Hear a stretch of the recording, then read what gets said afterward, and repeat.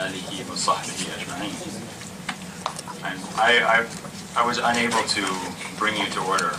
With my students, I tend to start abusing. I pick out one or two of them and start making fun of them, but I didn't want to do that with you, a foreign country. So we will continue the study of Orientalism. Now, I told Mizan, I said, I think I'm not giving you your whatever equivalent metaphorical equivalent of money's worth, because this is all in my book. So I feel really bad. You can read this in the book, but I hope it benefits you, which is good.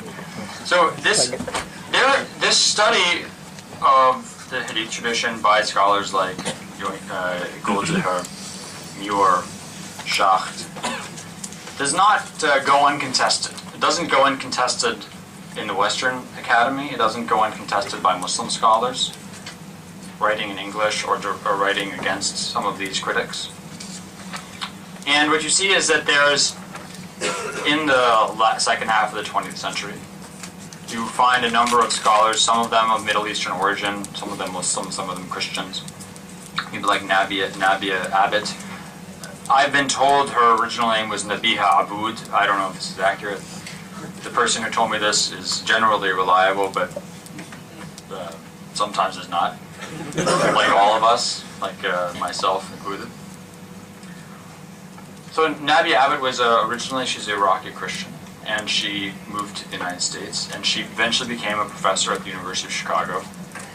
And the University of Chicago Oriental Institute has a collection of early Arabic papyri, and also not just papyri, but paper copies of segments of the Musnad of Ahmad ibn Hanbal from the 800s of the Common Era.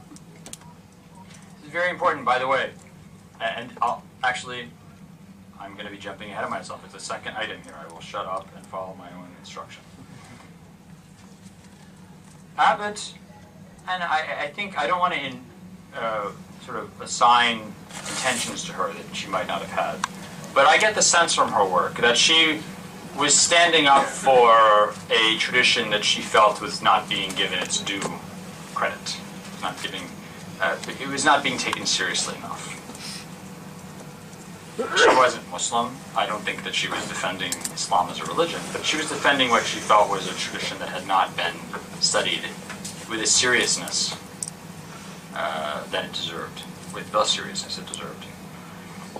Very important, so looking at these papyrus fragments, which came from the late 700s of the Common Era, mid to late 700s. So we're talking around the time of Malik and his students. She came to a few conclusions. And I'll just give you some of the explanation she offers for what Goldziher and Schacht and Yoingbo had found.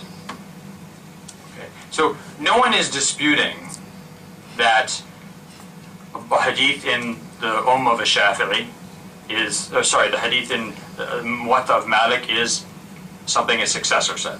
And then in the of al-Shafi'i, it's something the companion says. And then in Sahih Bukhari, it's something the Prophet said. No one is disputing that fact.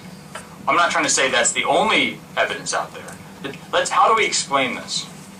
One of the things that Yoingbo talks about is that, you look in Musnad of Ahmad ibn Hanbal, or you look at, the number of hadiths attributed to the companion Ibn Abbas, 1,600 hadiths maybe, 1,600 hadiths.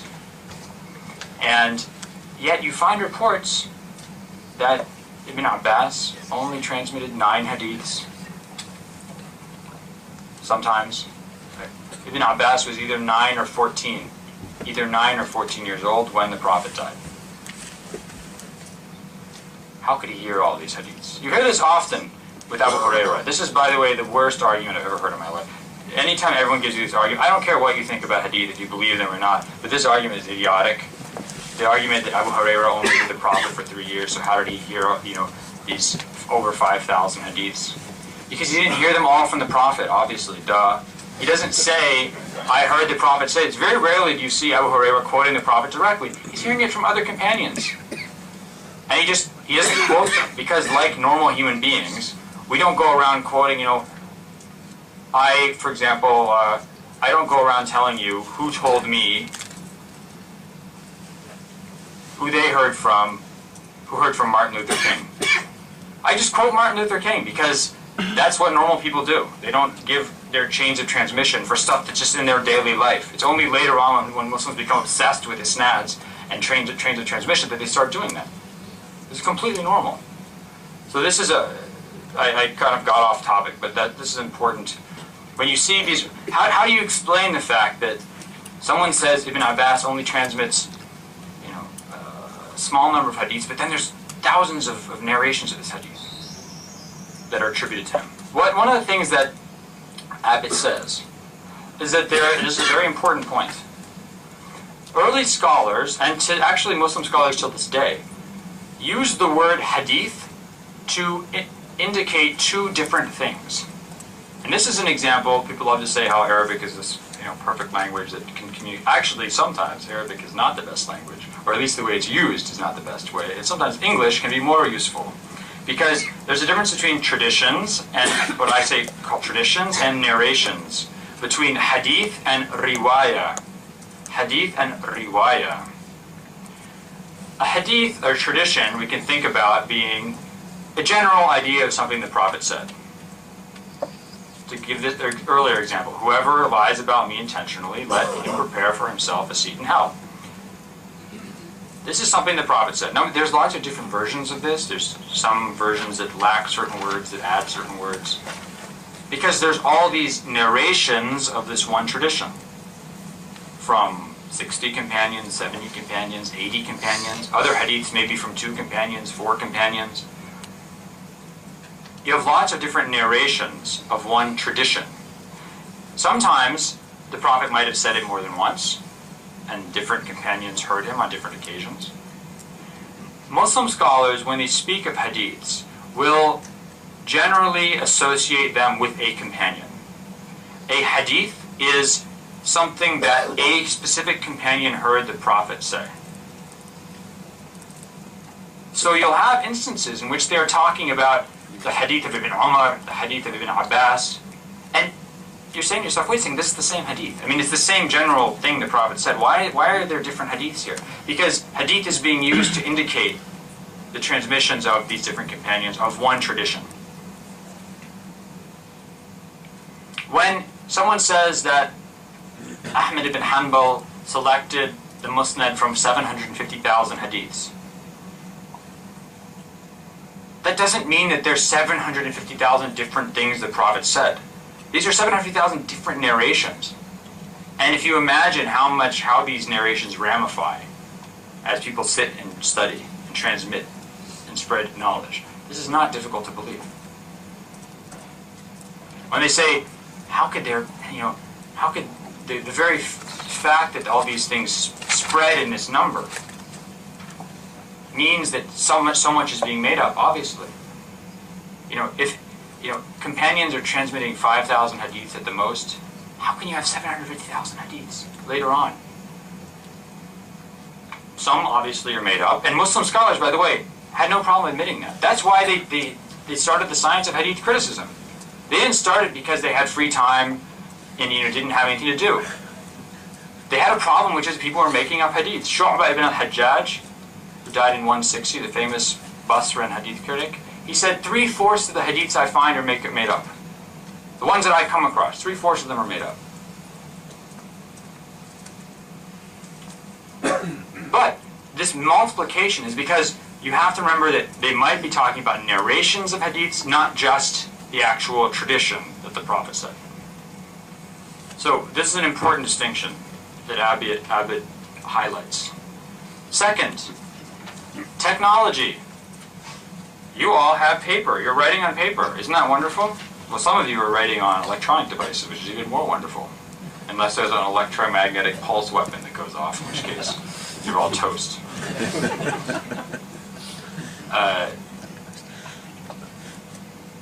Technology is important. Before this wonderful product of wood pulp that's mashed and pressed, and then you get this great thing called paper. Before Muslims had that in the late 700s, late 790, 780, it starts coming in from Central Asia to places like Baghdad. What are they writing on? Papyrus. Papyrus is very expensive. You take this reed from the Nile River and a few other places, and you cut it into little sheets, and you paste them together. It's kind of sticky, and you put some solution on it to stick it together. And you get a sheet that's big, yay wide maybe, and as long as the reed is, and you paste these together, and you get a long scroll, and that's how basically that's how you write books until around 200, 300 of the Common Era. Book is actually a scroll. The idea of a book that opens like this, a codex, this really starts appearing in around 200 to 300 of the Common Era. But still papyrus, or vellum, what's called parchment, treated animal skin. Also, papyrus is expensive, vellum is expensive, parchment is expensive. How many rabbits can I kill? How many goats can I kill? And sheep can I kill? And segments of sheepskin can I get to write a book? This is expensive stuff, people. You can't write a lot. That's why, the Zuhri, Muhammad ibn Shihab al-Zuhri, who died 124, 742 of the Common Era, very important transmitter from Medina and Syria. His whole library could fit into one saddlebag. He'd carry it in his, this is the reports. Hassan al-Basri, famous Basran scholar, died in 110, 728 of the Common Era. His ilm, his knowledge was on this scroll, papyrus scroll about 6 inches in diameter. Ahmed ibn Hanbal's library was 12 and a half camel loads of books. Scholars like At-Tabari, many, many dozens of camel loads of books. Huge amounts of material. How do we explain this? Ahmed ibn Hanbal, 12 and a half camel loads of books. Zuhri, 1 saddlebag. How do we explain this difference? Ahmed ibn Hanbal had paper, people. He had paper. It's cheap, you can write. And it's also not that thick. If you see,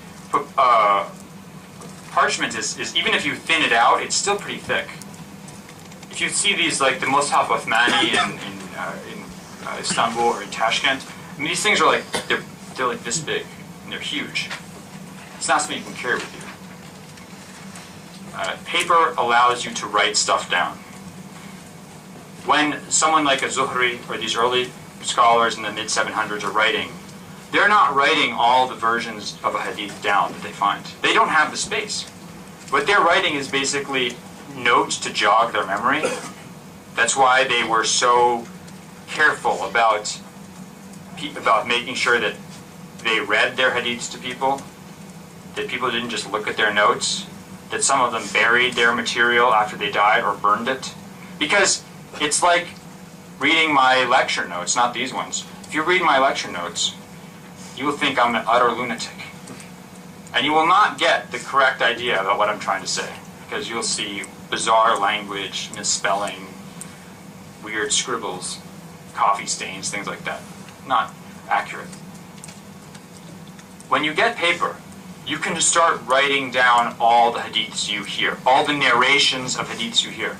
Ahmed ibn Hanbal's Musnad, which he selected from his corpus of hadith that he collected, is huge. About 40,000, it depends. Around, I think the best count is about 27,000 narrations, anywhere between a third and a fourth of which are repetitions. You can actually start writing down, I mean, when people say musnads of scholars, the musnad of someone like Qutayb ibn Sa'id, the musnad of Baqi ibn Mukhlad, this is literally their hadith collection. What they collect over their lifetime of collection.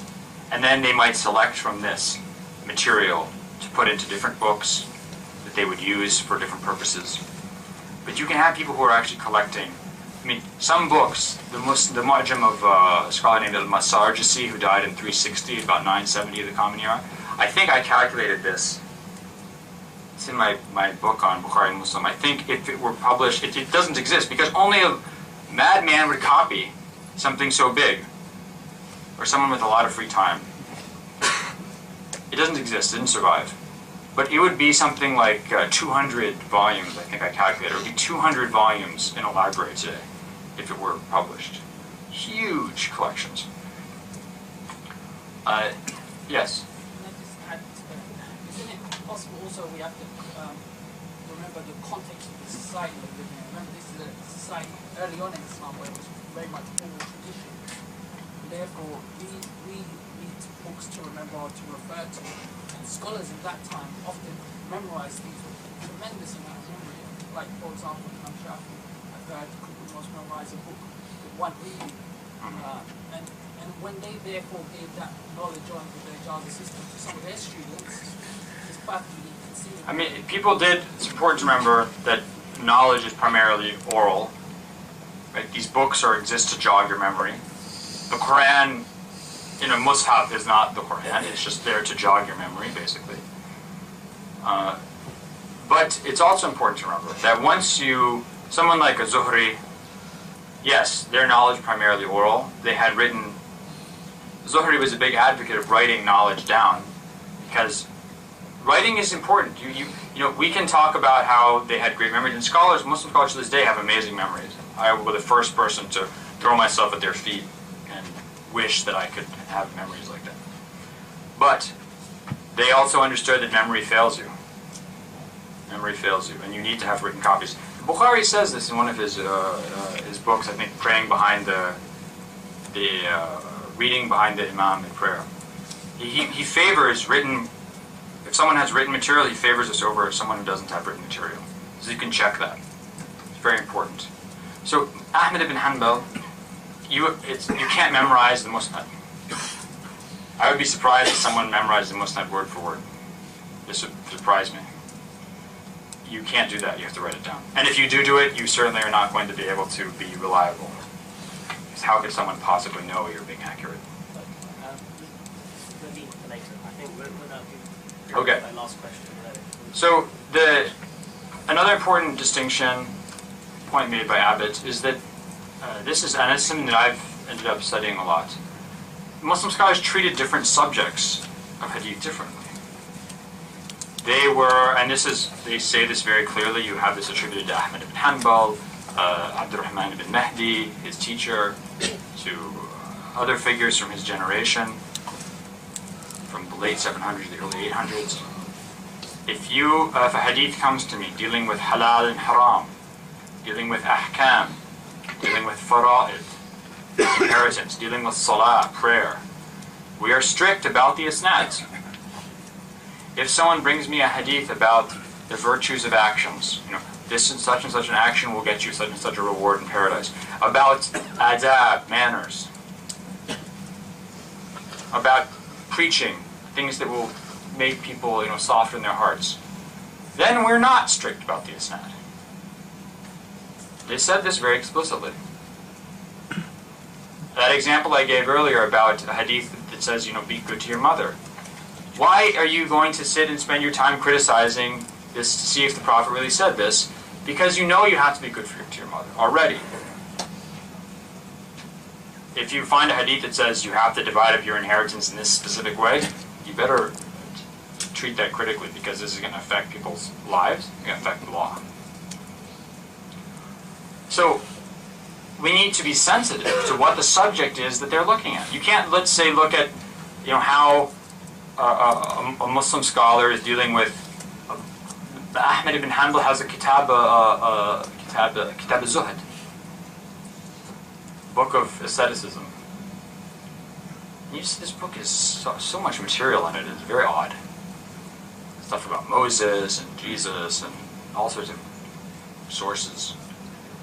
It's like Ahmed ibn Hanbal. He must really have been he really didn't understand how to be critical. Because it is not a serious issue for him. This is not an issue that needs to be treated with the rigor of law, hadiths about law. And much of these, especially if it's not coming from the Prophet, if it's coming from earlier prophets like Moses and Jesus, if it's coming from companions, they just didn't spend that much time criticizing it. Because it wasn't, it's there to benefit you. They didn't think that it was going to alter core areas of the religion.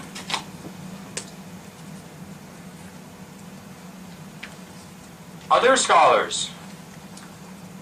Andrew mentioned Professor Avami. You know, I'm going to reveal my biases. Actually, I would say I'm going to reveal maybe the latent racism that is part of life in the West, and the way that people think about Muslim scholars. When his book on Schacht, his criticism of Schacht, I saw this book and I did not read it. I didn't read it because I thought there's going to be some Muslim scholar who's saying stupid stuff that isn't going to convince anybody, and it's just going to be a pietistic attempt to rebut a Western scholar, and it's not going to convince anybody. I'm not going to waste my time. So when I was writing my book on Hadith, I said, you know, I actually have to look at the book. I have to be thorough. I have to say something about it. Yeah, maybe a few lines I'll put in. You reading this book?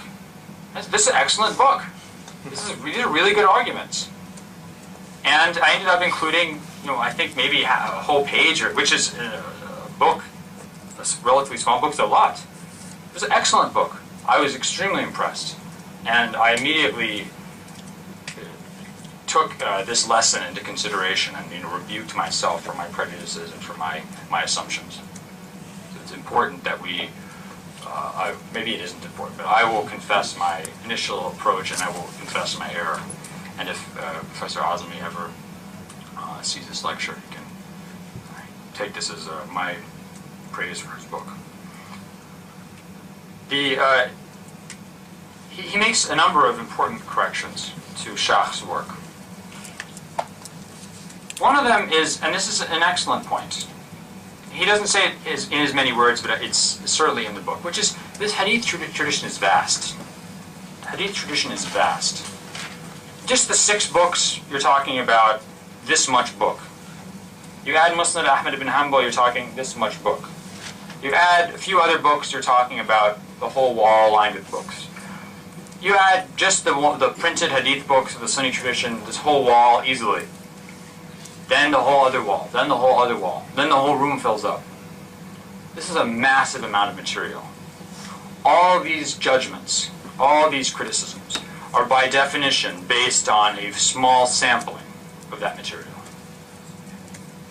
So, whatever we say about this material, however we look at it, I could come into the room and I could say, I'm going to assume that these things attributed to the Prophet are authentic until proven otherwise. That's one approach. I could come in and say, this is all made up. Maybe there's some accurate stuff in there, but the assumption is this is all made up. Or I could say, I honestly have no idea. I could say, I just have no position. The position of the Orientalist tradition really had been, with Schacht and Yoinville, had been, this is all made up. But based on what? Based on a small amount of information that had been studied. A tiny, tiny fragment. Is that really an accurate way to judge? I mean, this is a very good question. Is that really an accurate way to judge things? You might look at a few traditions and decide that they're made up. But what if they're the exception, not the rule? As I said before, you know, the Prophet existed.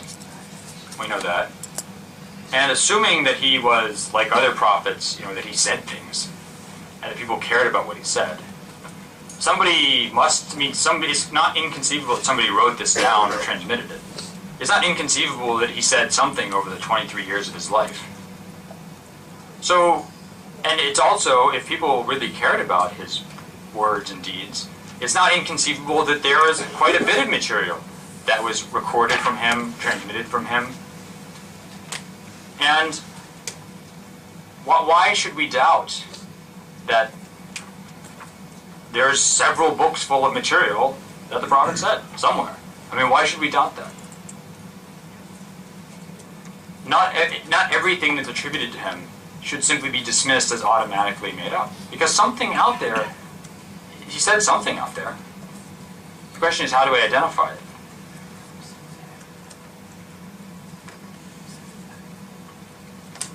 When Goldziher and Schacht looked at the material they examined, especially with Goldziher, you'll find that he'll give you an example. Let's say Ghiyath bin Ibrahim. Ghiyath bin Ibrahim he gives us an example of someone who forged a hadith for political reasons. He was in the court of the Abbasid Caliph. The Abbasid Caliph liked pigeons or doves, and so he made up a hadith that says there's no gambling or racing animals except something that has a hoof or a wing. I'm just summarizing hadith. He adds a winged thing in there. So now I'm allowing you to race and raise and gamble pigeons. Now, this material, this hadith, Goldziher says someone made up this hadith to curry favor with the court. But this hadith doesn't exist anywhere. No, this hadith isn't in like Bukhari. This story only exists in Muslim books on hadith criticism, where they're giving you an example of somebody who's forging a hadith for political reasons. So, I mean, it's like taking, that's like I have a book of instances in which I've caught students cheating. How do you identify a student cheating? Here's an example. And then someone comes and finds this book and says, look at how much the students were cheating. See this? This is not a good argument, because I'm listing this as an exception. And oftentimes you'll see this, that the material that is being used to criticize the hadith tradition is stuff that Muslim scholars themselves have put forward as being made up. This hadith about Muawiyah being under the throne of God, no one thinks this is authentic hadith that I know of. I mean, this is included in books, but it's either just not described, which is, I think, a fault on the part of Muslim scholars, and it's a fault that numerous Muslim scholars like Al-Dhahabi and Ibn Hajar mentioned centuries ago. They said you can't just list something and not say it's forged, because if you list something and you're quiet, the assumption is that you think it's accurate. But a lot of these hadith, Muslim scholars themselves acknowledge were made up. Just because it's in a book doesn't mean they think it's accurate. It's not in Sahih al-Bukhari. It's not in Sahih Muslim. Another important point that Adami makes is that Schacht had relied on a very small number of books. The of a Shafi'i, the 6 books. These are not in any way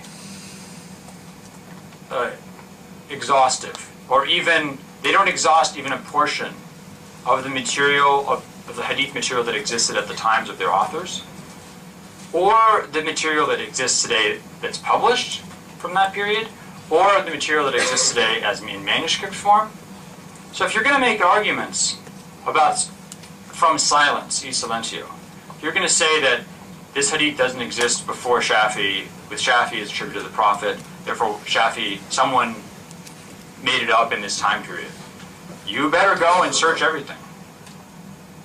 At least everything that's published.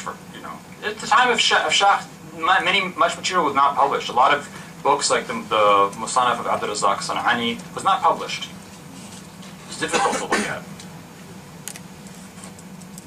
Another important point he makes is that there's all sorts of reasons why someone might not transmit or have access to a hadith. The regional issue we discussed earlier.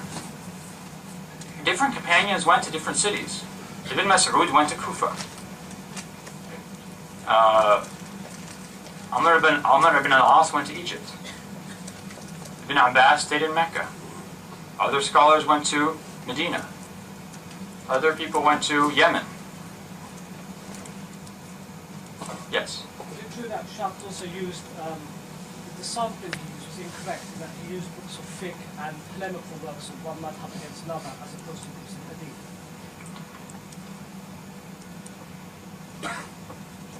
Well, it depends, because the contains polemical works.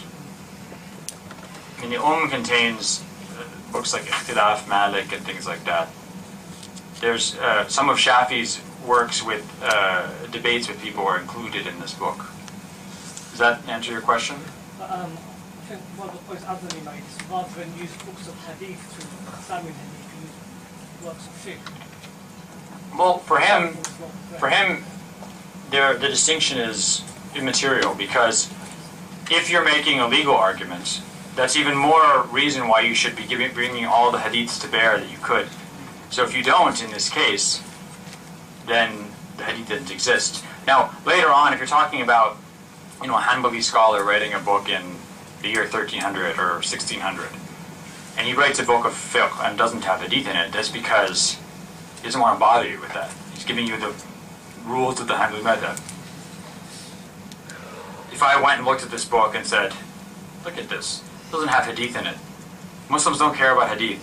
Hadiths are all made up after the year 1600 when this book was written. That would be a very bad argument.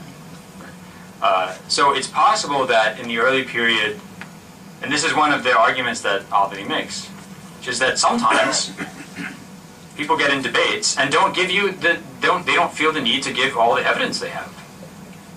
This is, again, a common sense instance. We may be having a debate and I give you one hadith as my evidence and I don't give you 5 others. And he brings up an excellent quote of a Shafi'i from Shafi'i's Risala, where Shafi'i says, in this book I'm going to give you, I write down material that I have memorized right now. Some of my books I don't have now. I know I have this hadith in another book with a full isnad, but I only have memorized this broken isnad version, which I'm writing down for you. So this is, sometimes they're away from their books, or they lost a book. So there's all sorts of instances in which someone is not going to be including the best possible evidence or exhaust all the evidence at their disposal.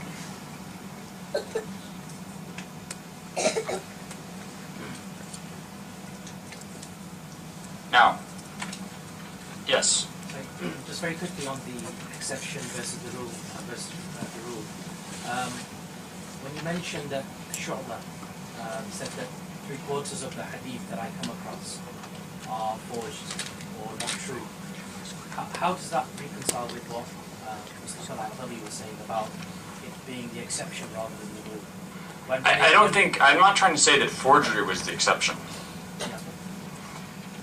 Remember, when you're talking about forgery, this is a society-wide issue. So the stuff that's forged completely doesn't even make it into, let's say, the Musnad of Ahmad ibn Hanbal. To be in the Musnad of Ahmad ibn Hanbal, you have to have an isnad. That was the first step in criticizing material. Imagine someone like Shu'bah sitting in Basra, and someone comes up to him and says, I heard the Prophet said that, the best women are women from Basra. Shu'bah says, who told you this? It's like, the Prophet said it, I heard. Okay, it's a waste of my time. Leave me alone. It's utter nonsense. You don't even know where this material comes from. That doesn't even get into the discussion. That's the stuff he's talking about. 3/4 of the material. Now he's collected, let's say, a book of hadiths with isnads. I don't think he means that 3/4 of this book are forged. I think he means 3/4 of the stuff floating around in the universe.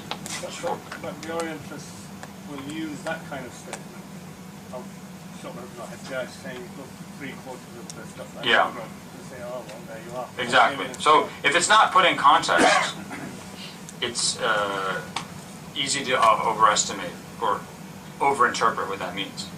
So when someone's saying, no one is doubting. Muslim scholars are not doubting that people made up hadiths for political purposes. Sometimes they include these hadiths in their books. And either they tell you it's made up or they don't say anything, and that's irresponsible. But it doesn't mean that that instance can be taken as representative of Muslims overall, especially because it's being identified as a case in which a scholar forged a hadith and was caught doing it.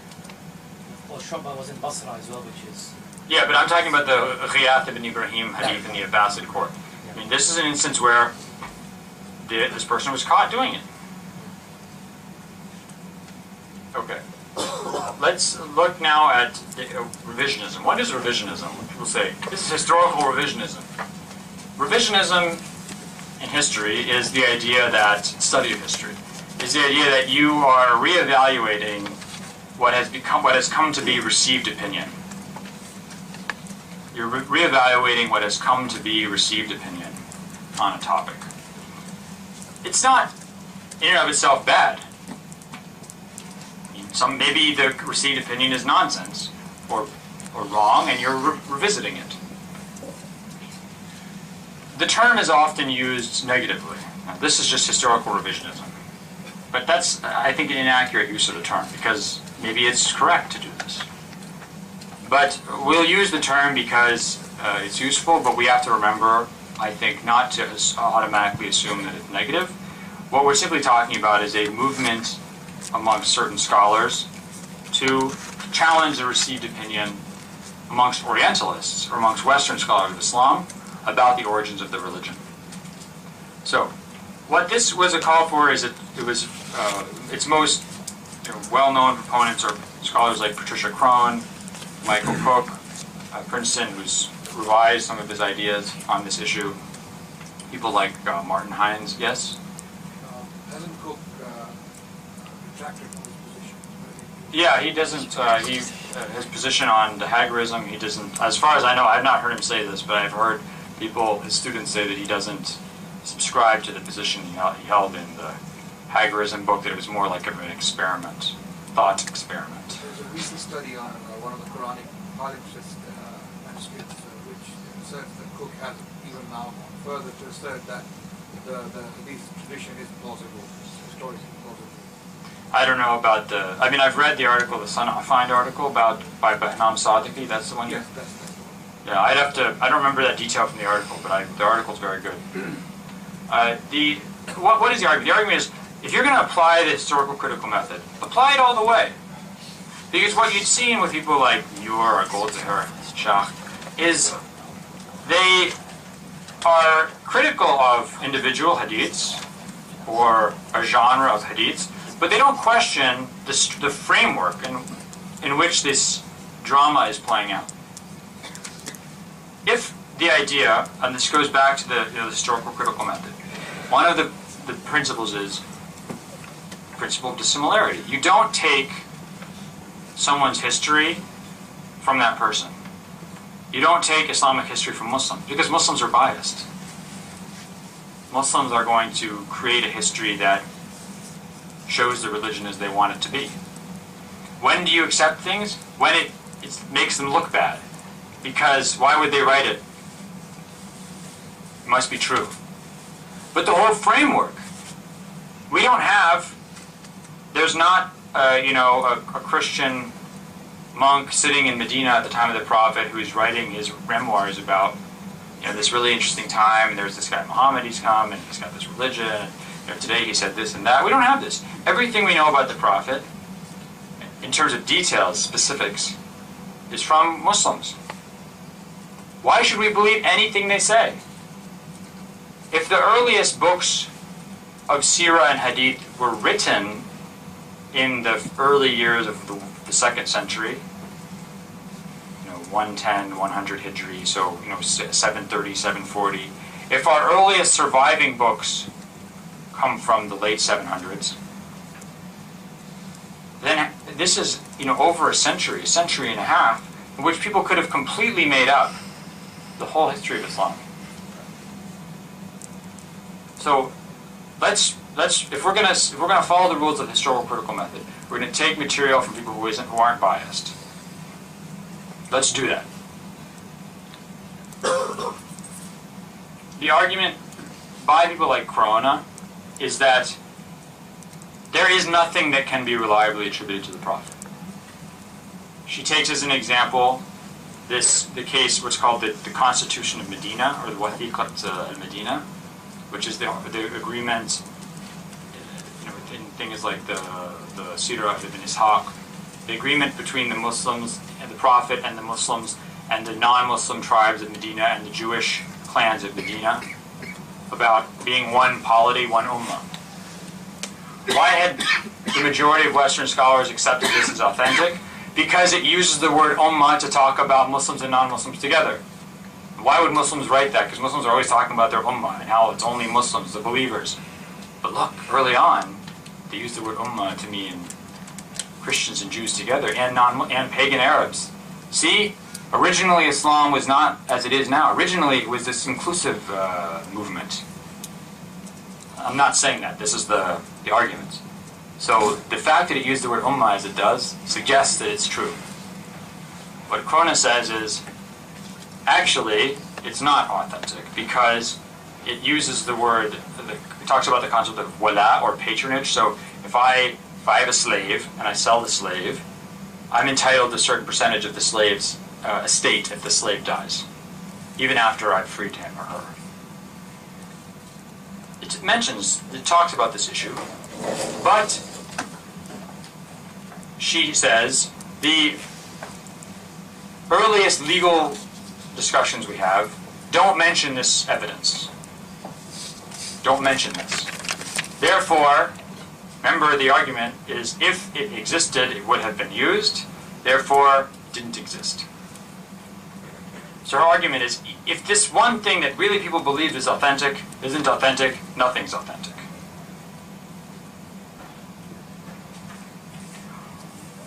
Cook even goes so far as to say that if we use the common link method, we see that even this isn't accurate. Because let's say you have a certain hadith about a theological idea, and because you believe that orthodoxy is manufactured, you believe that complex theology comes along later, that early on a religion its theology isn't fully formed, that by looking at the metans of certain hadiths, you know they were forged later, let's say the year 750, I'm just giving this as an example, but the common link would suggest that it's actually earlier, let's say 700, I'm just making this up. Therefore, even the common link doesn't work, because we know the hadith is actually later. And what they proposed is to look at non-Muslim sources. Some of them include this text, Greek text called Doctrina Jacobi Nuper Baptizati, the doctrine of Jacob the newly baptized, which is an anti-Jewish Christian polemic written about 634, so 2 years after the death of the Prophet, that mentions Islam. It says that it mentions it tangentially. It says a person arrived in North Africa and he says, yes, I came from Palestine, and there's this figure in Arabia who claims to be a prophet in the tradition of Moses. They've taken over Palestine. They killed one of the Roman magistrates, and he claims to have the keys to heaven. I think this is in the text. And there's other figures like the Armenian bishop Ceballos writing in the 680s, the Zuqnin Chronicle from a monastery in northwest Mesopotamia in the 680s, 660s, 670s. The John of Fenak writing around 687, another monk in Mesopotamia. These are non-Muslims writing about the early Islamic period.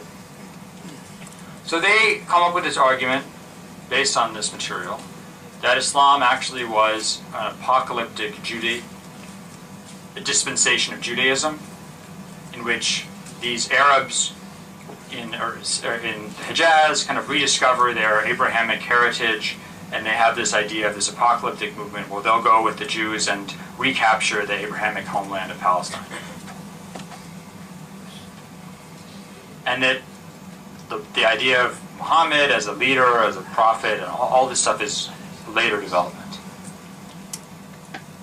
That's just a very, very basic summary of some of the general revisionist view of early Islamic history. There's many people who have ideas that are even more divergent from the received opinion of early Islamic history than that. Some people saying that the Quran itself, all of Islamic history is really made up after the year 800 of the Common Era, that it's an Abbasid creation. So there's a large menu of options or of choices for different revisionist visions of the early Islamic period. Some of them more extreme than others.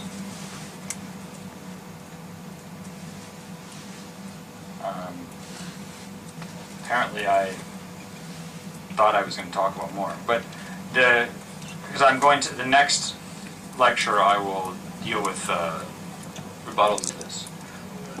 How much more time do we have in this session? At least half an hour. How did I think? I must have thought that I was going to take longer to talk about this. Let me just look at what I had to say.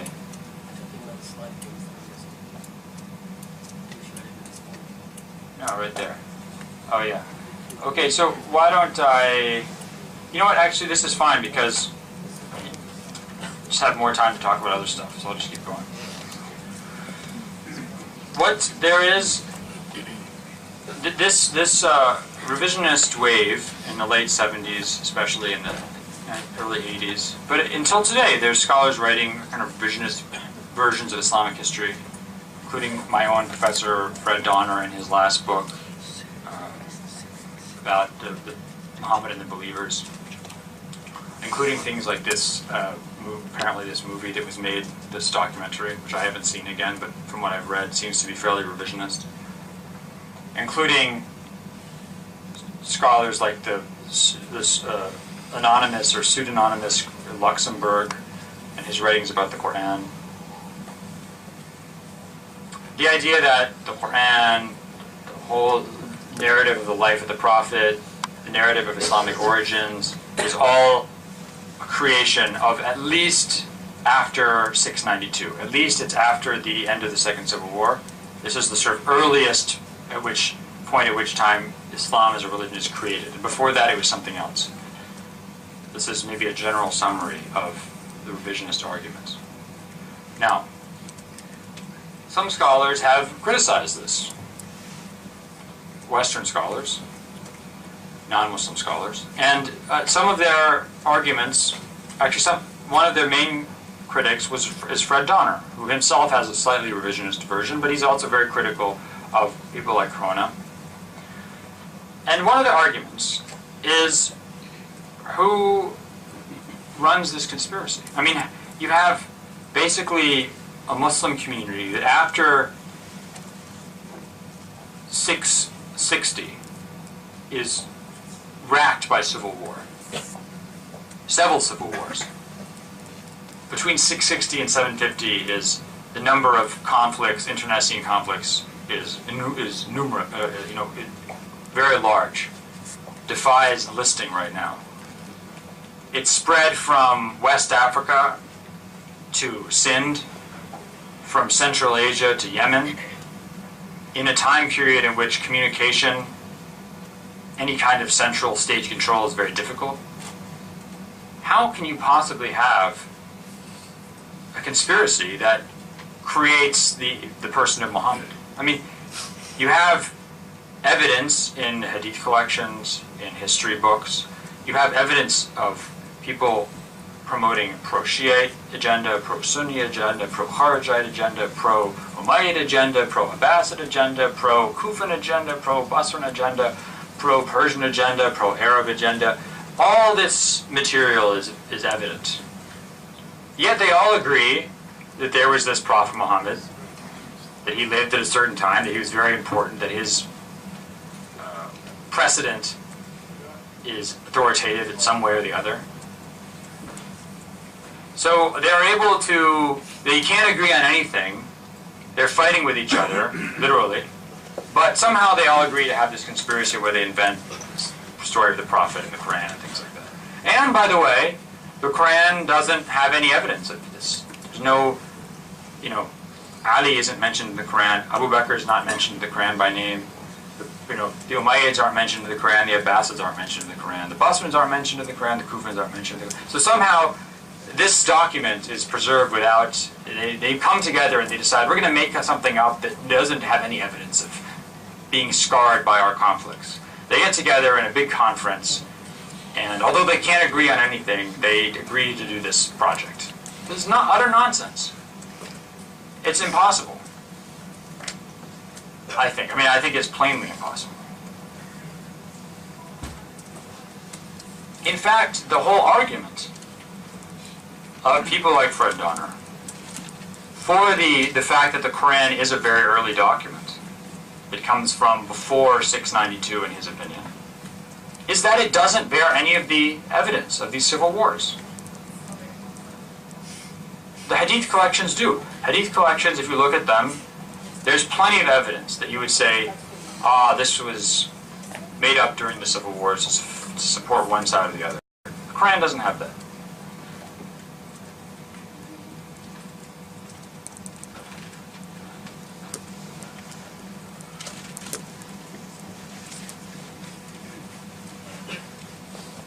I'll go down to this. I realize that it's actually better for me to go down to the point number 4, what stories do the non-Muslim sources really tell?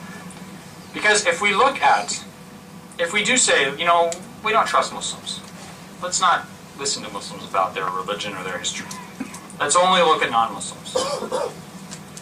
If we actually look at what the full picture,